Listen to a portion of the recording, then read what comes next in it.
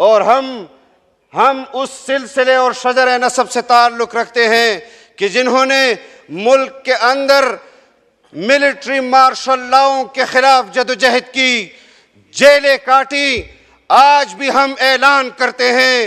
کہ judicial martial law کے خلاف بھی ہم علم بغاوت بلند کرتے ہیں۔ ہم کسی صورت بھی اس جوڈیشل مارشل لا کو تسلیم نہیں کرتے، اور اپنا قبلہ عدالتوں کو بھی درست کرنا ہوگا۔ اگر پارلیمان کے اندر آپ سیاسی جماعتوں پر تنقید کرتے ہیں اور ان کو کہتے ہیں کہ آپ اتفاق پیدا نہیں کر سکتے، اور آپ پاکستان کے لیے اتفاق پیدا نہیں کر سکتے، آپ آئین کی عملداری کے لیے، قانون کی حکمرانی کے لیے اتفاق نہیں پیدا کر سکتے، تو پھر آپ کو اپنے گریبان میں دیکھنا ہوگا۔ آپ نے عدالت کو، آپ نے عدلیہ کو تقسیم کیا ہے۔ اگر آپ یہ سمجھتے ہیں کہ ملک کے اندر آپ ایک بحران کا اور تقسیم کا بنیاد ڈالیں گے، قوم کو اضطراب کا شکار کریں گے،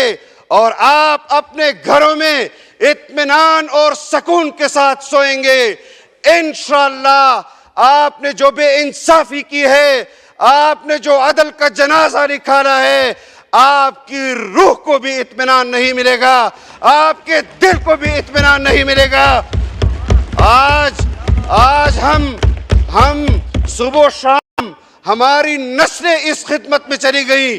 میرے جد امجد جنہوں نے بر صغیر میں مسلمانوں کی سیاست کا آغاز کیا، میرے والد جنہوں نے 27 سال کی عمر میں اس میدان کارزار میں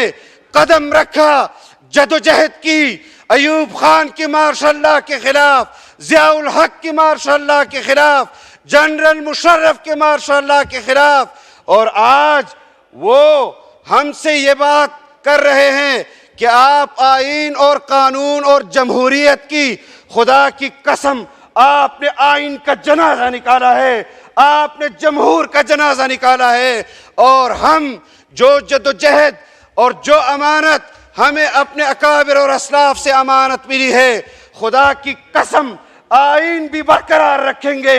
جمہوریت بھی برقرار رکھیں گے، اور کسی صورت بھی آپ کے اس فیصلے کو، اس ناجائز غیر شرعی فیصلے کو پاکستان میں نافذ العمل نہیں ہونے دیں گے۔ آئین، قانون